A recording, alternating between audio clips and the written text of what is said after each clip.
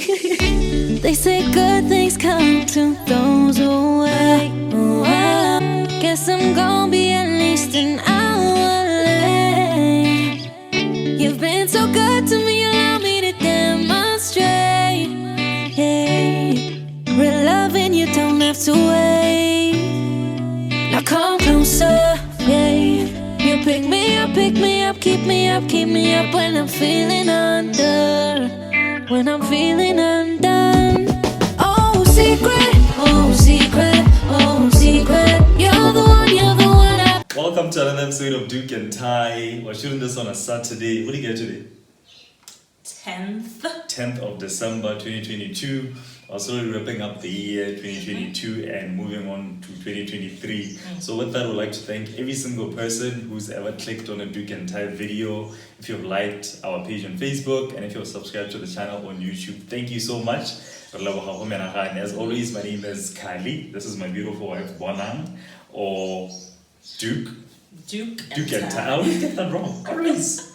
Always. It's because you started with me. Yeah, because Doek and Ty, sequentially like that, yeah. right? So it should be Doek and Ty. Yes. And welcome to Creole Conversations. This is where we have honest, open conversations about anything and everything. Mostly our experiences as a young married couple, our experiences as new parents, and our experiences as just young people in Africa.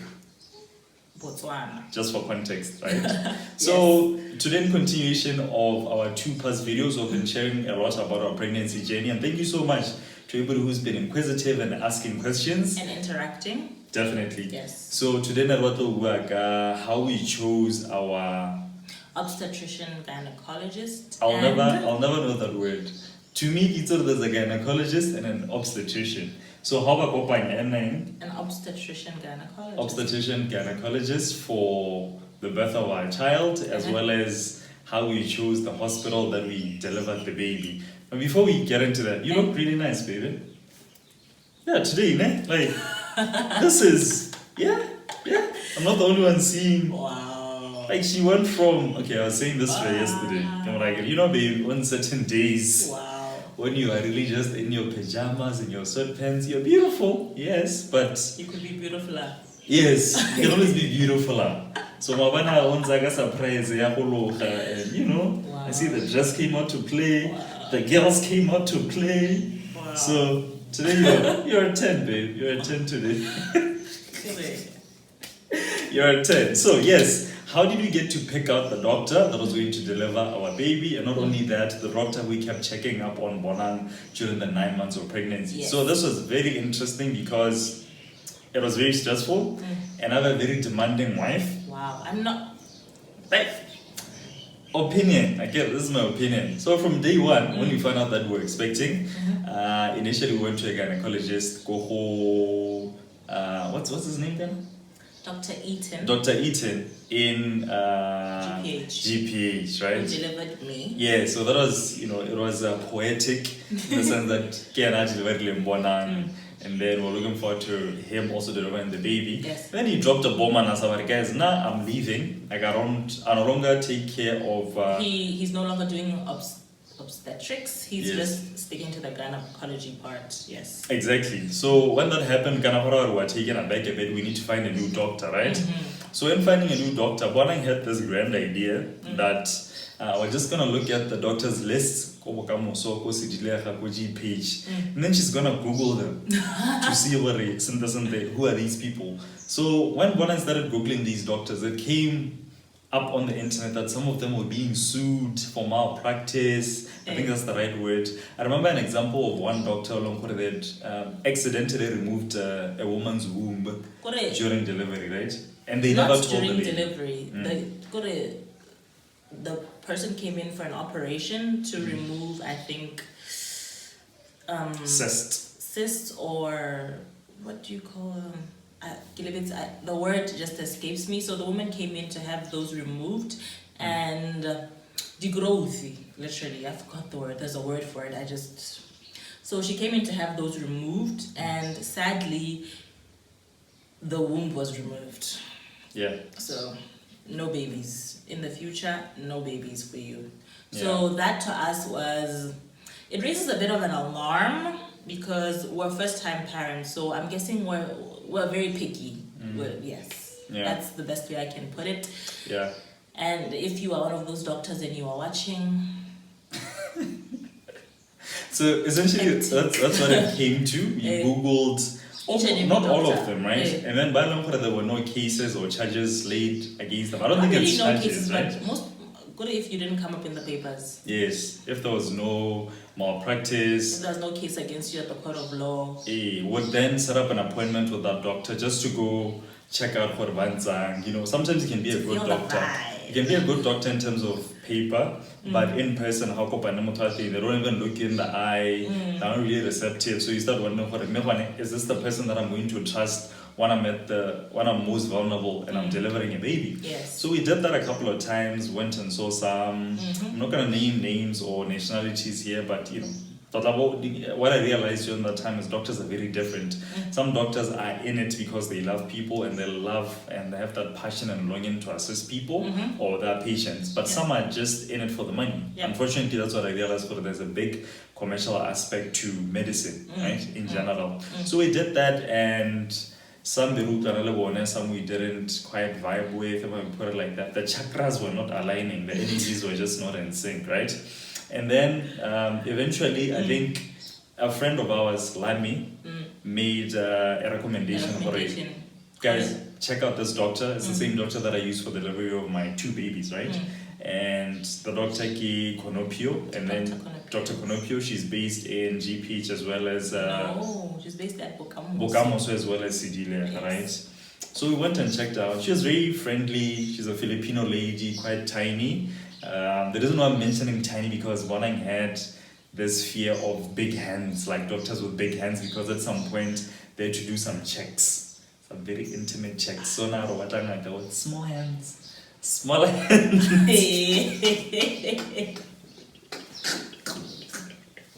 So as the guy, right, you can't say much during that time because you're like, okay, babe, whatever you want. This is the person that I'm going to check. Whatever you want, babe, or go to these multiple appointments with God. Literally, some we went and saw once, so like, bruh, I don't like that person. I don't like that doctor. Okay, babe, we won't go back to see them, right? I feel like it's so unfair to say I picked her based on her hands because that was not the issue. But it was hands thing came in during our last trimester when our doctor was away. Our doctor had a bereavement and she had to leave. Same doctor. She had to leave. Now, while she was gone, we had to see someone else for checkups.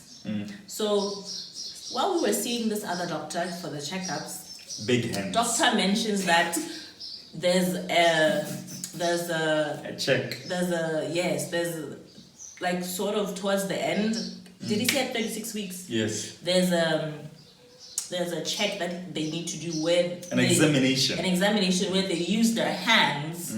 So I'm there looking at this man's hands, and they're bigger than my husband's, and I'm like, no. I'm sorry, but no. So no. So it was at that point that you knew the big hands became an issue. But initially I didn't know anything about checks, examinations. Yes, Bokamo. So how do you? Yeah. But our doctor having small hands played or had an advantage, and Bona really welcomed the small hands conversation or built our doctor, right? Yeah. So where was I? So we picked Conopio based on Lana's recommendation, and we went and saw her, and the energies were right. She was very caring. You know, she asked questions for Lenzang. Even me, she was asking for how you coping with the pregnancy. Yeah, she was very engaging. Very engaging, and I do recommend. Yeah. So that's how we ended up with Dr. Conopio being our gynae obstetrician.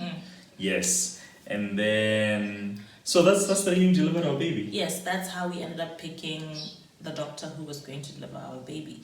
Now, in picking the hospital where we were going to have our bundle of joy at, there were, in essence, there was one major consideration, there was one major deciding factor, and that was, would Bukamuso be able to be in the room with me while I was giving birth? Yes, 100%. So, That in essence eliminated a few places because at GPH you sort of deliver in a ward. So what that means is it you deliver in a ward? No, you're taken somewhere to deliver, but then after you deliver, you come back to a ward with other with other ladies. Yes. So another dynamic was some of these hospitals, especially private hospitals, I think government ones obviously really eliminated because of a partner is not allowed in there, right? Yes. Kibona in hell, and then the doctors and other women who are giving birth. So automatically we eliminated all the government hospitals. So the private ones that we're left with, because it's COVID season and COVID was still rampant at the time, there was also stipulations that were now they were taking the route to government hospitals where partners were also not allowed in the delivery room. Yes. Regardless of whether it's a private delivery room or whether it's a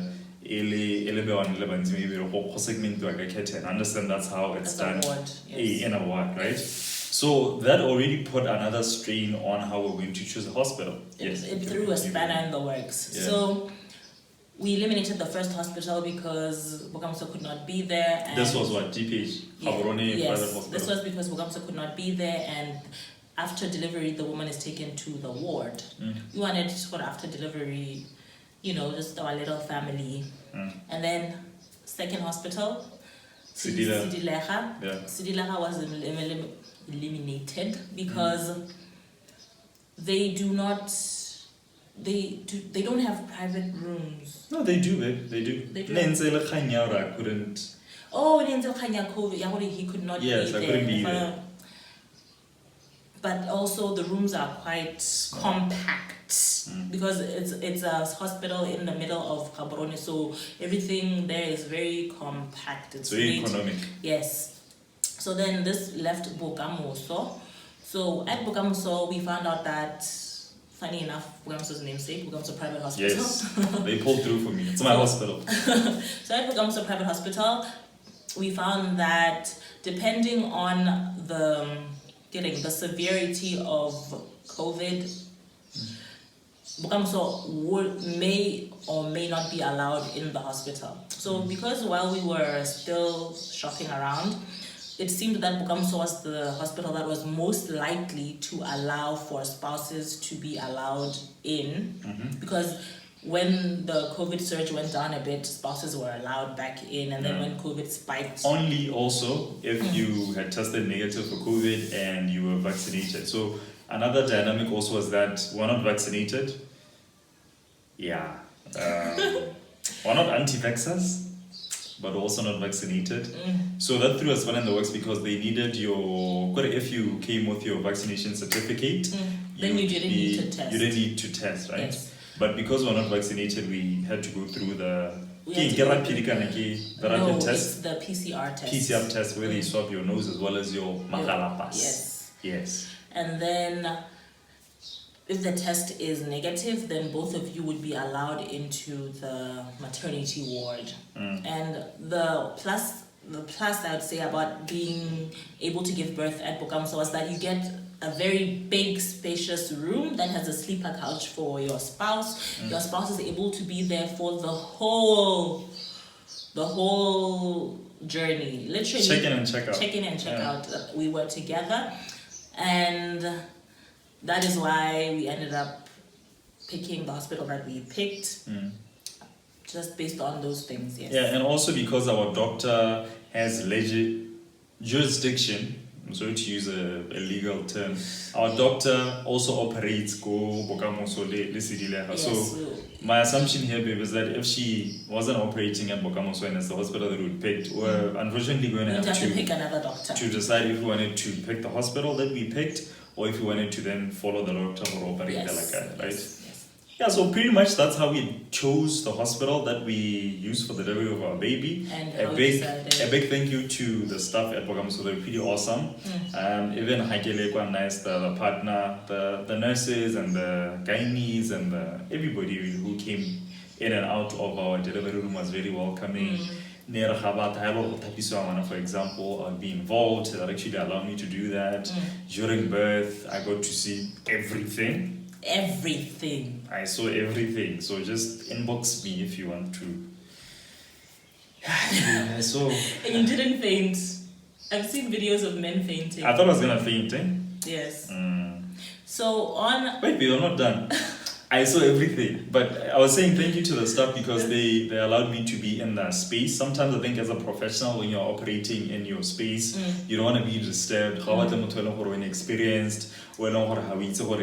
Them being there, what kind of dynamic is that going to bring? So a big thank you to the staff for allowing me to be in Because when you have that someone space. there, we tend to kind of ask questions that the doctors might find or the professionals might find a bit insulting because it's something that they've been doing for a very long time. But Rona, because we're first timers, we ask questions and we question, we may question everything. From a layman's perspective also, yeah. So they were quite understanding, they were very encouraging, they kept checking up on us, they kept checking up on the baby, and honestly it was just a wholesome experience. And honestly, if I had to pick a hospital again, I would probably pick it because number one, I don't have experience elsewhere, and number two, I had a very good experience today. Yes. So we'll do a video, but I'm guessing in the series, obviously this is leading up to birth, right? Yes. At some point we'll cover birth more in detail.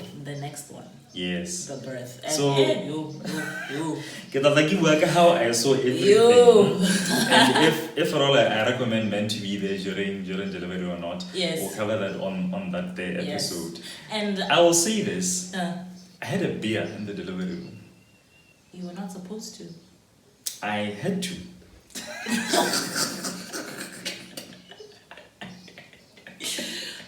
I had to get a cold one. Are you outing yourself right now? I'm not outing myself. I'm just saying it's quite stressful in there. Anyway, was this an alcoholic beer? it was very alcoholic.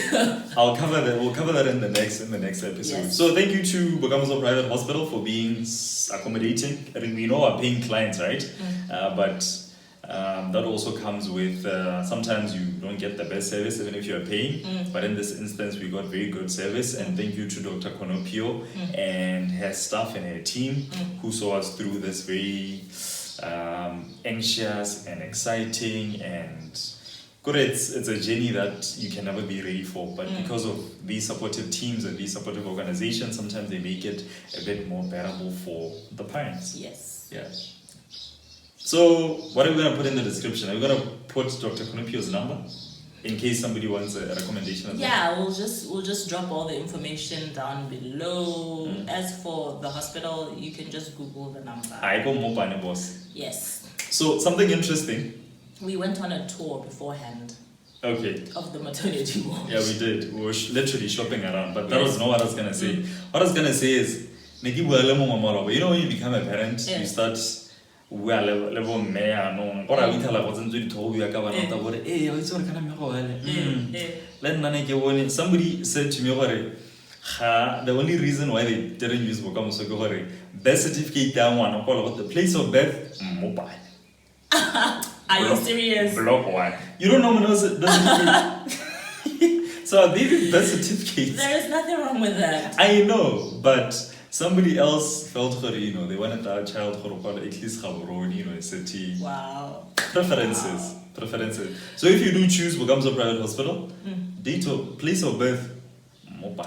Block 1, route 1. Yeah, route 1. What is wrong with you? Route 1.